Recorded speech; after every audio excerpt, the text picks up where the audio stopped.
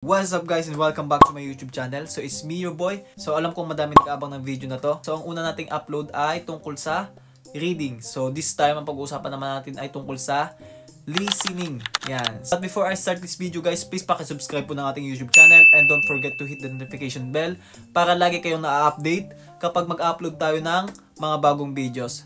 Sa ngayon po kasi ay dito lang po tayo sa YouTube nakapag-upload ng mga updates about sa examination kasi po wala pa po tayong Facebook page. Yan. So sooner ay magkakaroon tayo ng Facebook page. So sa ngayon wala po talaga tayong official Facebook page. Mga hindi pa po nakapag-subscribe, please po mag-subscribe na po kayo kasi malaking tulong na po sa akin yan. So ang goal ko po this year ay sana makuha na natin yung 100,000 subscriber po para sa ating YouTube channel. Mas magiging active na po ako tungkol po pagdating sa examination. And also, sana po ay subscribe nyo po ako sa aking YouTube channel para din po mas madami pa po tayong matulungan na mga EPS aspirants o mga KLT aspirants natin dyan na gustong pumunta dito sa may South Korea, gustong magtrabaho dito. So, this vlog is para po sa inyo talaga. So, ginawa ko po talaga tong YouTube channel na to para po sa inyong lahat. This video guys ay tungkol sa listening. Gaya ng sinabi ko nung una doon sa reading, experience ko po to and ito po yung pinaka naging way ko and technique ko kung paano ko sinagutan yung aking examination. I-share ko sa inyo kung ano yung mga naging experience ko sa mismo examination day. This technique po ay maaari din pong makatulong sa inyo, especially dun sa mga baguhan po natin na magte-take po ng examination, sa mga wala pa pong alam. Katulad ko din dati na zero knowledge talaga kung anong nangyayari sa loob ng examination. Yan, so this video ay para sa inyo, para magkaroon kayo ng idea at kaunting kaalaman kung paano nyo sasagutan yung listening, kung paano din yung format ng listening. Yan. So sa listening, napakadali po ng listening. Yan. So may mga nagsasabi na napakahirap ng listening, may mga kagaya din sa reading, may mga hindi sila nasagutan sa listening. Mas madaming mga hindi nakasagot sa listening kaysa sa reading. Kasi sa reading ay pwede mong balikan anytime and also makikita mo talaga yung time. So pagkatapos nyo sa reading, sabay-sabay kayo magli-listening. So it means pag natapos mo nang i-review yung reading mo, tapos tapos yung mga kasamaan mo hindi pa, so iintayin mo silang matapos bago kayo mag-proceed sa listening. So bago mag-start yung examination, bago kayo mag-reading and listening, ipapatesting na agad sa inyo yung inyong headphone. Itong video pala na to guys ay para sa mga CBT takers. Yan. So hindi siya katulad ng PBT na isang speaker.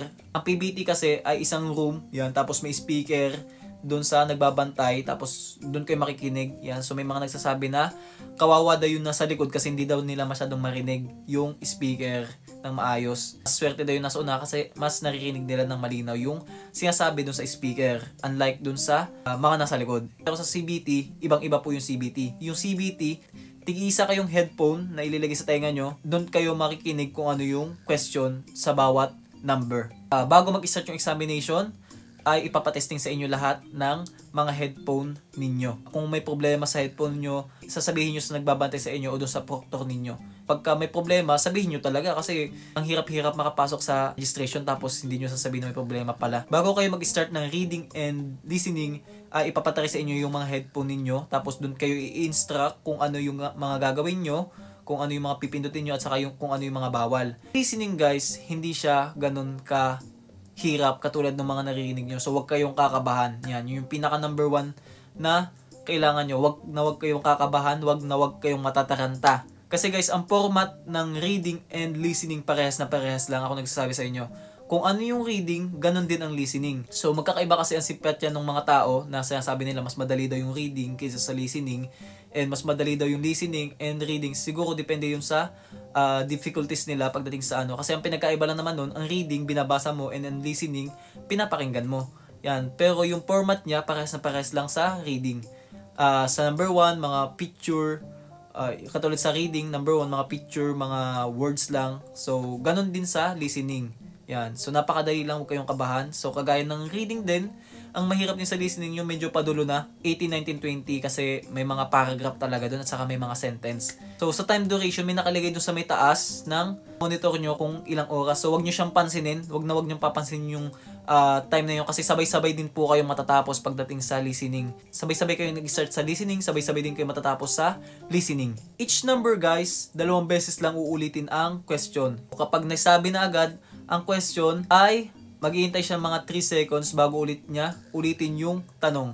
So sa mga nagmo-mock test dyan, alam nyo naman siguro kung paano ang listening. Yan. So pagkatanong nila, saka sila magsasalita ng Tashi Kurosive Seiyo, ibig sabihin, uulitin nila yung tanong nila, pipili ka uli kung ano yung isasagot mo. Yan. So 2 beses uulitin yung question kada number. Pagdating sa listening guys, hindi siya katulad ng sa reading. Yan. So sa reading kasi guys, pwede nyo siyang balikan. Halimbawa, katulad ng sa reading, 1 hanggang 20, katulad ng sinabi ko sa inyo tungkol sa reading, 1 to 20, pwede mo siyang balikan anytime mo gustuhin. Kahit magpa-uli-uli ka pa dyan, okay lang. Pero pagdating kasi sa listening guys, ibang usapan na yon. Pagdating sa listening, sabay-sabay kayo magsasagot ng number 11 hanggang number 40. Sasabi agad siya ng question at saka ng answer. Pag nag-dashi Kurosive Seiyo, matik yun, uulitin niya yung question. May time ka pa naman sumagot dun, mga 3 seconds bago siya lumipat ulit sa susunod na number. Basta yun lang naman yung pinakamahalaga dun na alam nyo kung gaano katagal bago lumipat na number. Kagaya ng sabi ko sa inyo, 2 beses ulitin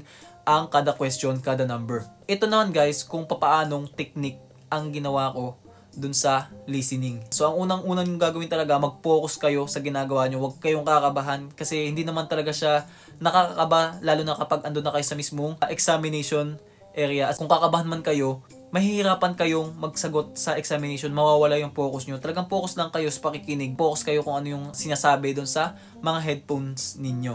Mag-focus kayo sa pakikinig, huwag kayo magpo-focus sa time. Doon sa monitor, makikita nyo kasi doon yung time. Hindi naman siya masusunod, kagaya ng sabi ko sa inyo, hindi siya masusunod. So, mag-focus kayo sa pakikinig, huwag kayo magpo-focus sa time. Yan. So, kasi, ang mangyayari kasi noon, pagkatanong kasi doon sa isang number, halimbawa, number 11, pag nagtanong yun, magtatashi Kurosive Seiyo pa yun.